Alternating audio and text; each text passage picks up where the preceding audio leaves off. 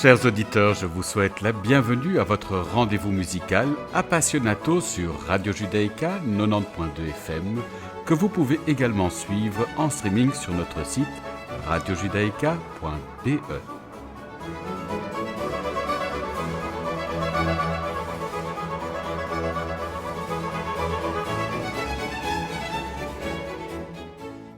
Nous avons l'immense plaisir d'accueillir aujourd'hui Alexandre Dratvicki qui vient nous parler des activités du Centre de musique romantique française dont il est directeur artistique. Cette interview a été réalisée à distance. Bonjour Alexandre. Bonjour. Alors je résume votre parcours. Vous recevez une formation de clarinettiste et d'altiste au Conservatoire de Metz et Nancy, docteur en musicologie, diplômé de l'Université de Paris 4, Sorbonne en 2003 et ancien pensionnaire de l'Académie de France à Rome à la légendaire Villa Medici. Vous êtes, Alexandre, également diplômé du Conservatoire national supérieur de musique de Paris. Vous enseignez l'histoire de la musique et l'analyse dans plusieurs universités françaises à Paris 4 Sorbonne, à Lille, à Poitiers et Rouen et avez été producteur à Radio France. En tant que musicologue, vos travaux sont publiés chez les éditeurs Actes Sud, Somoji, Le Clavier Bleu et Symétrie. Votre ouvrage Un nouveau commerce de la virtuosité de 1780 à 1830 reçoit le prix des Muses de l'Essai en 2007. Entre 2006 et 2008, vous êtes conseiller artistique du Théâtre national de l'Opéra comique de Paris.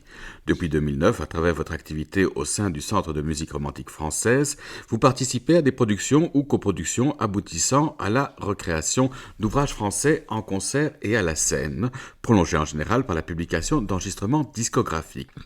Vous dirigez dans ce cadre la série Musique du Prix de Rome et initiez en 2012 la série Opéra français du Palazzetto Bruzzane et en 2014 celle des Portraits. Je vous propose de débuter notre entretien avec l'ouverture Le rêve de Cléopâtre de Melboniste. L'orchestre du Capitole de Toulouse est dirigé par Léo Hussein.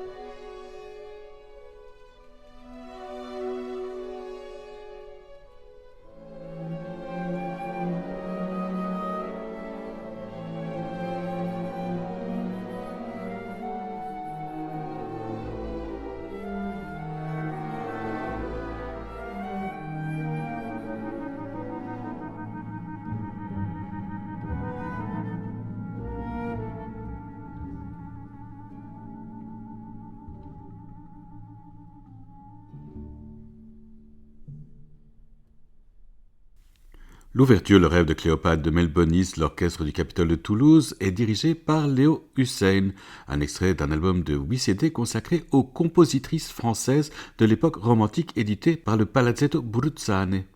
Alors dites-nous Alexandre, venez-vous d'une famille de musiciens ? Non, je ne viens pas du tout d'une famille de musiciens, même si du côté maternel, j'avais un grand-père qui aimait écouter de la musique classique, mais je l'ai peu connu, et une grand-mère qui était abonnée à l'opéra et à l'opérette, c'était en Lorraine, à Metz, et qui nous y a emmenés par la suite.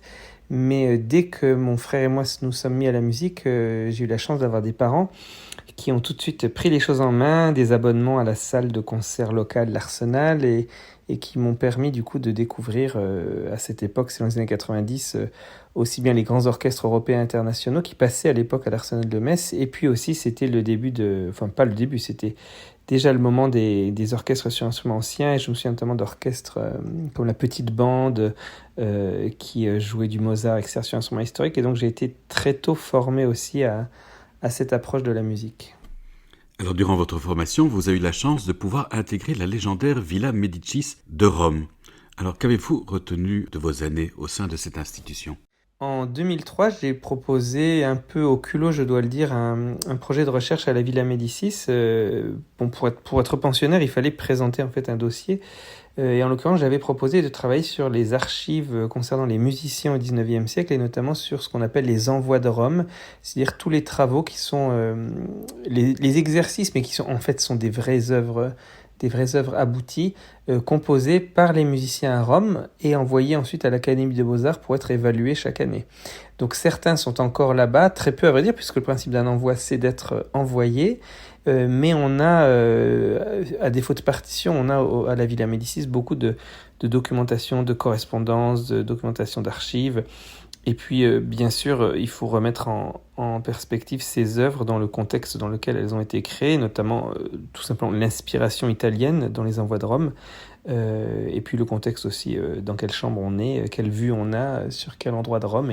Et toute cette inspiration parfois se ressent alors de manière subjective, mais aussi parfois de manière très narrative dans les envois de Rome, dont beaucoup sont des suites d'orchestres qui dépeignent la vie à Rome et l'inspiration italienne en général. J'ai beaucoup apprécié ce moment, même si j'ai peut-être été un peu trop sérieux en m'enfermant plus dans les archives qu'en visitant les grands palais privés de Rome ou les monuments. C'est vrai que j'ai eu la chance de retourner beaucoup à Rome ensuite et finalement de profiter sans doute plus de la ville dans un second temps. Mais avec le recul, ça a été un moment formidable. Alors durant ce séjour, vous avez consacré une partie de vos recherches aux notions de virtuosité, notion étant au pluriel. Qu'est-ce qui vous fascine dans la virtuosité ?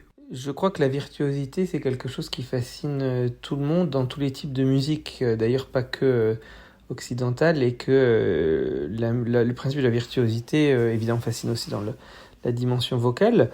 La virtuosité, c'est aussi parfois une virtuosité d'écriture, c'est parfois une virtuosité d'esprit ou d'humour dans l'opérette ou la comédie musicale. En fait, c'est une vivacité, c'est une forme d'art, de talent supérieur qu'ont certains individus à pratiquer leur art. Et j'ai envie de vous dire que la virtuosité, c'est aussi une virtuosité de parole, de management. Enfin, on peut être virtuose en toute chose. Ce que je trouve fascinant dans la virtuosité, c'est que quand on l'analyse, quand on l'étudie, pour prendre concrètement un trait difficile, un passage difficile dans un concerto pour piano romantique par exemple, en fait la virtuosité pour porter vraiment son effet auprès du public a besoin d'être extrêmement structurée, travaillée, c'est-à-dire que la difficulté pour elle-même est rarement captivante, et même dans du Donizetti ou du Rossini qui vocalise à toute vitesse, un bon compositeur est celui qui saura graduer la virtuosité, qui saura adapter la virtuosité au contexte, qui saura aussi, et je pense avant tout, transmuer la virtuosité, c'est-à-dire ne pas en faire une fin en soi. Dans une scène de folie de Lucia Lammermoor, en fait, la virtuosité vous prend aux tripes parce qu'en fait, elle montre un personnage en proie à une déraison complète, pas seulement une jeune fille ou une femme qui vocalise. De la même manière, dans un concerto pour piano, par exemple, de Chopin, la virtuosité devient quelque chose d'hypnotique, d'extrêmement harmonique, en fait, beaucoup moins que digital. Et en fait, c'est pas la difficulté en soi du trait qui est poétique, c'est ce contexte de cette espèce de course effrénée à l'abîme et d'être sans arrêt au bord du précipice sans tomber. Et bien sûr, ce qui rend la virtuosité si excitante, c'est que l'erreur est possible et que d'ailleurs l'erreur arrive régulièrement et que donc ça n'est jamais acquis. Quand on a chanté 200 fois La Reine de la Nuit, on peut toujours se tromper à la 201e fois. Donc voilà, je pense qu'il y a toute une excitation assez formidable, qui est très premier degré, qui pour le coup n'a pas besoin qu'on soit très cultivé. La virtuosité n'est pas quelque chose d'élitiste. Alors je vous propose de poursuivre en musique avec la fantaisie pastorale en fa majeur de Louis-Théodore Gouvy. Le violoniste Eddie Pavarotti est entouré de l'Orchestre Royal Philharmonique de Liège, dirigé par Christian Hamming.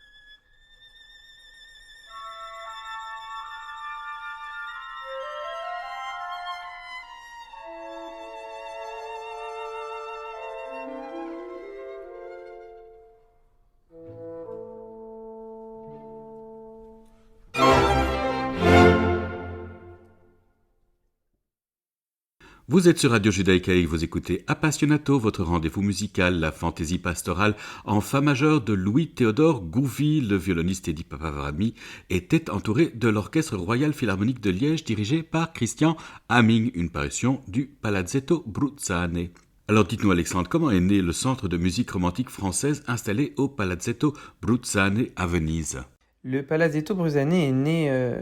a été inauguré en 2009, mais est né en fait en 2006 de la volonté du docteur Nicole Bru d'unir plusieurs passions qu'elle avait. Venise d'abord, qui est une ville dont elle pensait, et elle pense toujours que c'est une ville qui ne peut survivre qu'avec du mécénat, c'est-à-dire qu'avec des gens qui ont les moyens de restaurer des lieux architecturaux impressionnants, uniques, originaux, et de les rendre idéalement accessibles au plus grand nombre.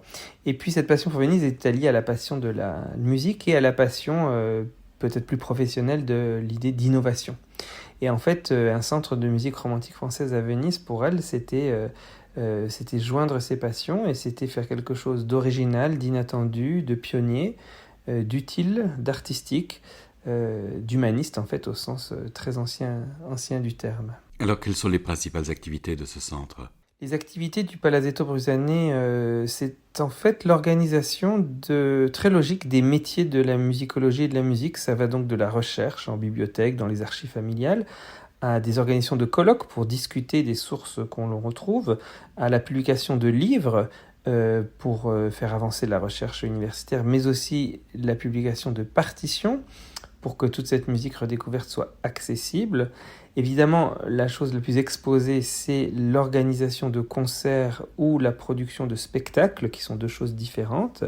Et nous avons ensuite une activité de diffusion, parce que se donner autant de mal pour monter un grand spectacle mis en scène ou une grande version concert d'un opéra rare, c'est tellement dommage que ça ne profite qu'à 1000 ou 2000 personnes. Donc voilà, essayer de diffuser ce répertoire. Et je dois le dire aussi, de diffuser, j'ai envie de plaisanter en vous disant ça, mais jusque dans les sous-préfectures. C'est-à-dire qu'en fait, la démarche n'est pas élitiste. La démarche, c'est vraiment de toucher des publics très éloignés. Et d'ailleurs de travailler sur des répertoires populaires comme la comédie musicale ou l'opérette ou la chanson de café-concert, dont on oublie que c'est aussi du répertoire romantique français.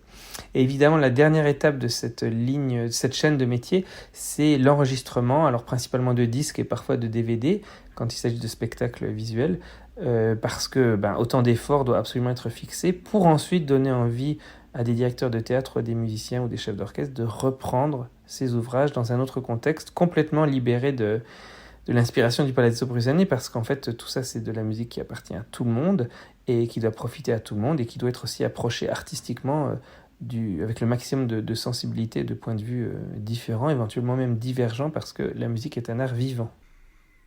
Alors, grâce à vous et grâce à cette initiative, le public a pu découvrir un nombre impressionnant d'œuvres et de compositeurs oubliés. Alors, comment découvrez-vous ces œuvres? Où trouvez-vous ces partitions? Les partitions que nous découvrons j'aurais envie de vous dire, sont très facilement accessibles, alors que je devrais vous dire que non, c'est un travail terriblement compliqué. Ça l'est d'ailleurs parfois. Mais en général, on peut profiter d'une chose qui remonte à Louis XIV et à la centralisation en France de l'ensemble des choses, y compris culturelles. Et parce qu'il n'y avait qu'un opéra à Paris, ensuite il n'y a eu qu'un opéra comique à Paris, il n'y avait qu'une salle symphonique à Paris, un conservatoire à Paris, tous les départements, les régions ont ensuite profité de cette centralisation. Et le modèle était parisien. Donc les partitions qu'on jouait à Dijon, à Lille ou à Bordeaux étaient ceux qui avaient eu du succès à Paris. Les musiciens d'ailleurs, les grands musiciens, s'étaient détournés de parisiens. Et tout cela veut dire que pour les archives, tout était centralisé encore aujourd'hui. Un opéra qui a été créé à l'Opéra de Paris, les archives sont dans la bibliothèque de l'Opéra de Paris. Vous avez des compléments à la Bibliothèque nationale et aux archives nationales. Mais ça permet à quelqu'un qui recherche une œuvre de Clémence de Grandval, de Théodore Dubois ou de Charles Silver, d'aller finalement en quelques jours, en quelques heures, d'un lieu à l'autre dans Paris et de trouver a priori tout ce qu'il lui faut. Alors, je ne cache pas que c'est pas toujours aussi simple, qu'il y a aussi des archives familiales, qu'il y a parfois des fonds départementaux qui sont effectivement non accessibles ailleurs que dans ces régions. Mais c'est en fait assez rare, surtout pour les œuvres qui ont eu un certain retentissement en leur temps. Alors, comment choisissez-vous celles qui méritent d'être réhabilitées? Quels sont vos critères? Nous sommes très attentifs à ne pas avoir de jugement subjectif un peu rapide sur une partition.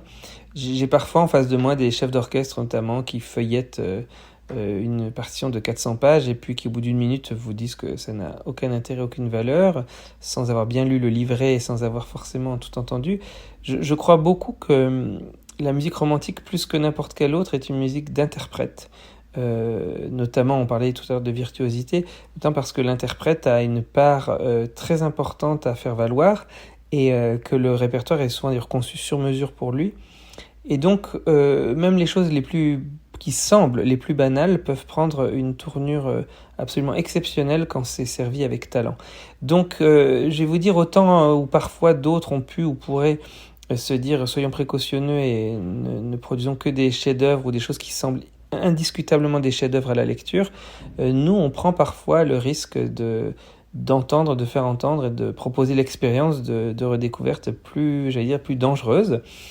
Jusqu'à présent, on n'a pas eu de désastre. Il y a peut-être effectivement eu des œuvres moins idiomatiques que d'autres, mais on a aussi la chance à Venise d'avoir une petite salle pour la musique de chambre, 100 places, qui permet en fait comme c'est facile à remplir, qui permet de programmer des intégrales de La Tombelle ou de Benjamin Godard sans se soucier de la question de la billetterie ou du remplissage. Du coup, ça permet d'entendre des choses vraiment improbables, parce que je peux vous dire qu'il y a vraiment des choses dont les pages de titres vous font sourire tellement, des tarentelles de Paul Véronge de Lanux, vous avez du mal à imaginer que ça puisse faire mouche. Et justement, on est très très souvent surpris.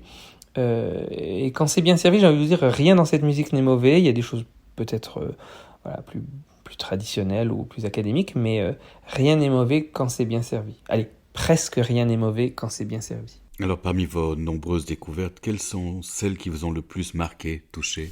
Si je dois citer 3 œuvres qui m'ont particulièrement marqué, écoutez, j'ai envie de vous dire Benjamin Godard, Dante. C'est un grand opéra de Benjamin Godard de 1890, bon, qui a un titre assez prometteur, c'est créé à l'opéra comique, mais en fait c'est un grand opéra et un vrai péplum.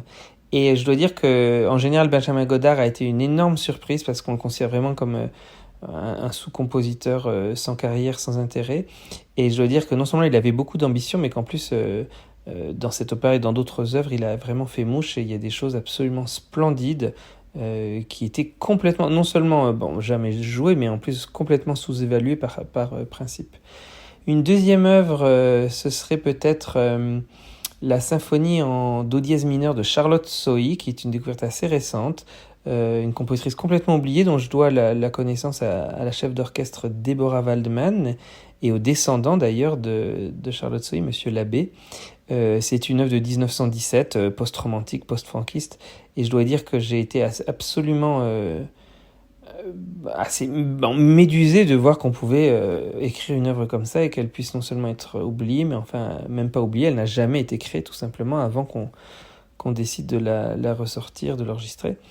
Et ça a été une forme de choc, mais c'est plus un principe général qui évidemment incombe à la disparition complète ou à l'aveuglement que l'on a vis-à-vis des compositrices encore aujourd'hui, même si ça commence à changer et c'est tant mieux. Et une troisième œuvre, qu'est-ce que je pourrais vous dire comme troisième œuvre? Si, vous allez sourire peut-être, mais c'est assez récent, c'est-à-dire c'est le trio pour violon, violoncelle et piano de Henri Février. C'est plus proche de nous, mais enfin c'est encore complètement romantique. Et ça fait partie de ces œuvres, c'est plus modeste, hein, c'est un trio, mais ces œuvres qu'on voit sur des sites de téléchargement de partitions historiques, d'archives. Et ça fait des années que je vois ce trio passer, que je l'ai téléchargé, j'ouvre la partition de piano, qui me semble assez difficile d'ailleurs. Puis l'année dernière, on a eu l'occasion de la programmer, et je dois dire que je me dis, voilà, c'est le genre de trio, si tous les trios avec piano le connaissaient, ils le joueraient tout le temps, j'en suis absolument persuadé. Alors je vous propose de poursuivre en musique avec le concertino pour flûte opus 107 de Cécile Chaminade. La flûtiste Claire Le Boulanger est entourée de l'Orchestre national de Metz Grand Est dirigé par David Reiland.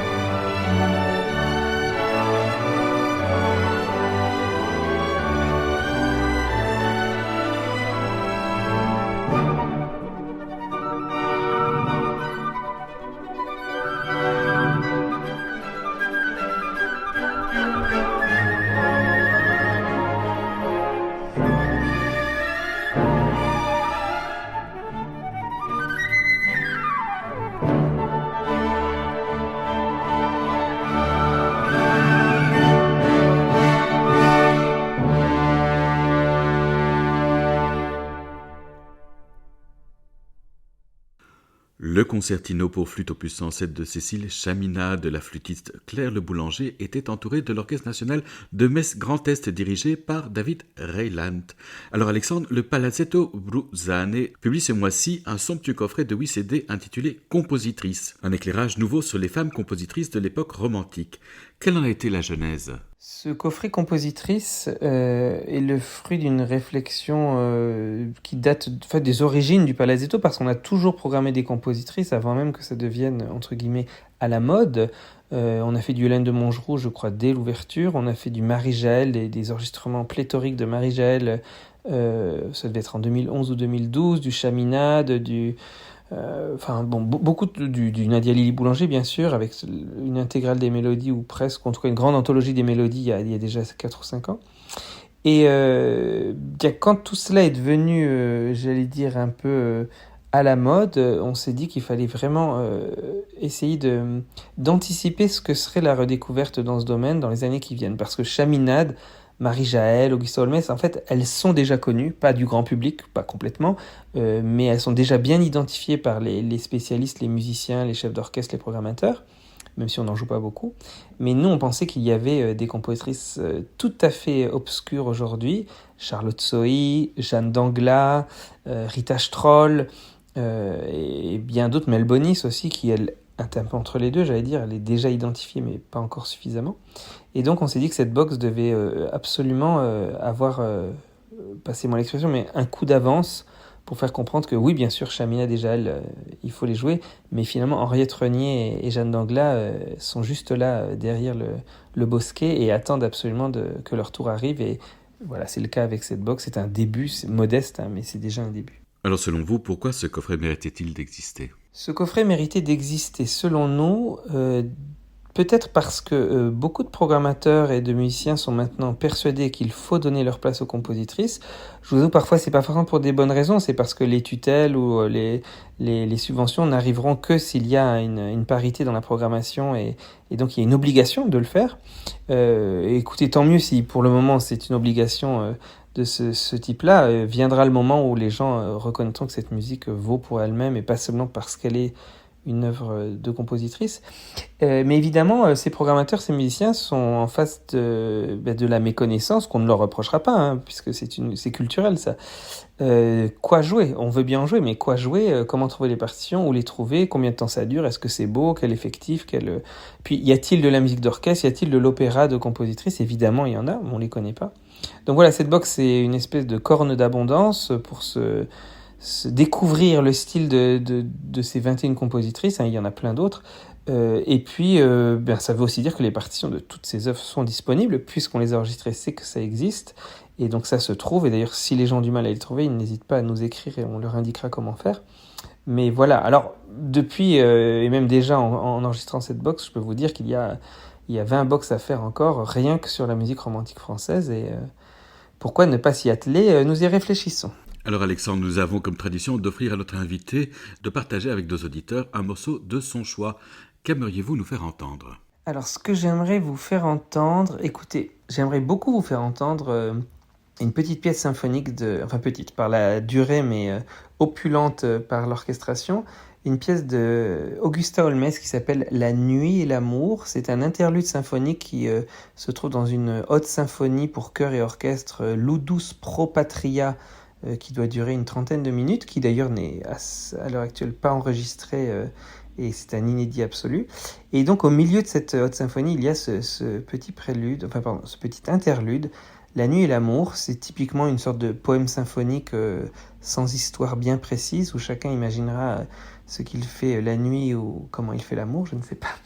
Et je trouve que, alors signature wagnérienne évidente, et je trouve que c'est une œuvre qui est extrêmement facile d'écoute, c'est-à-dire que là encore, c'est la démonstration que ce répertoire romantique français, il est tout sauf élitiste.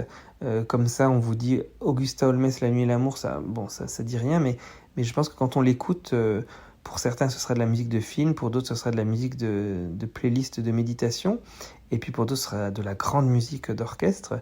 Moi, je crois que c'est un peu tout à la fois, et que précisément, cette musique, chacun peut épuiser et y trouver ce qui lui correspond, ce qui lui parle.